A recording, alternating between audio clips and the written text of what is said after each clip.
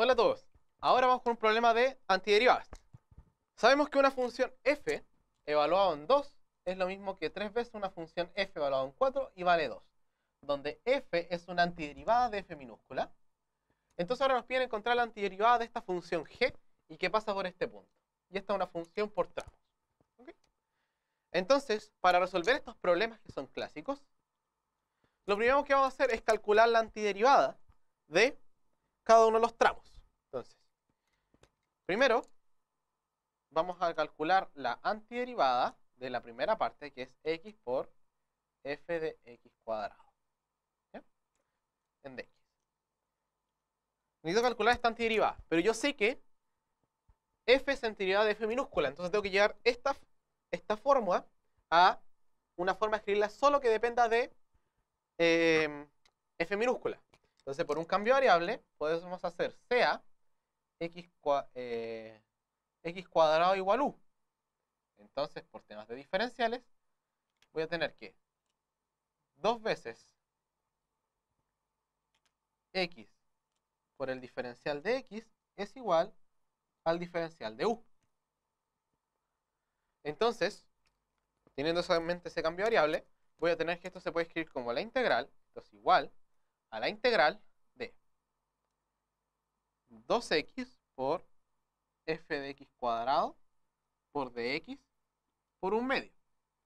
Así la igualdad se mantiene. Y ahora, organizando, esto me queda la integral de f de u por 2x de x, es mi diferencial de u, y todo esto por un medio. Entonces esto me queda un medio, sale la integral de f de u. Pero yo conozco cuánto vale la integral de f, porque f es antiderivada, entonces me queda un medio de f de u más una constante 1. Una constante 1 a priori en R. ¿Ya? Y f de u yo lo tengo, por lo tanto, yo tengo que, la integral de x f de x cuadrado de x no es más que un medio de f de u, pero u vale x cuadrado más una constante 1. Perfecto. Por otro lado, ahora calculo la segunda antiderivada de f de x por f' de x en dx. Entonces, nuevamente, hay que pensar un cambio de variable. En este caso, yo pensaría hacer u igual f de x. Porque entonces mi diferencial de u es f' de x por dx. Y eso yo lo tengo. Entonces, esta integral me quedaría igual a la integral de u, ¿sí? Puede ser una forma, por du. Y esto yo sé la antiderivada es u cuadrado medios más una constante 2. C2, un numerito real, por ahora.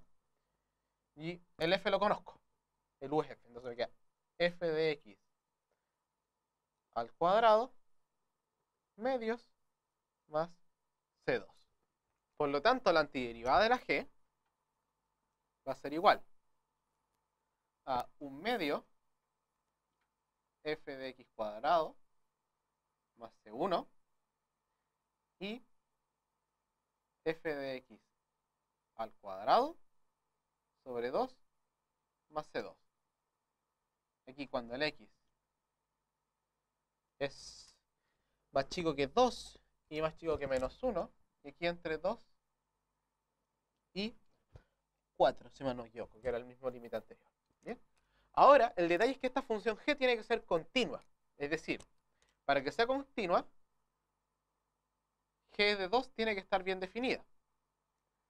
Entonces, vamos a colocar aquí para que sea como estaba igual antes, vamos a tener que un medio de f de 2 al cuadrado más c1 tiene que ser igual, no le queda de otra, a f cuadrado de 2 medios más c2. Esto implica que un medio de f de 4 más C1 tiene que ser igual a f de 2. F de 2 vale 2 al cuadrado, 2 al cuadrado. Dividido en este queda 2. Perfecto. Y f de 4, yo sé que 3f de 4 vale 2. Por lo tanto, esto es un medio por 3f de 4 dividido en 3, para que sea el mismo. Más C1 tiene que ser igual a, voy a colocarle menos 2, tiene que ser igual a C2.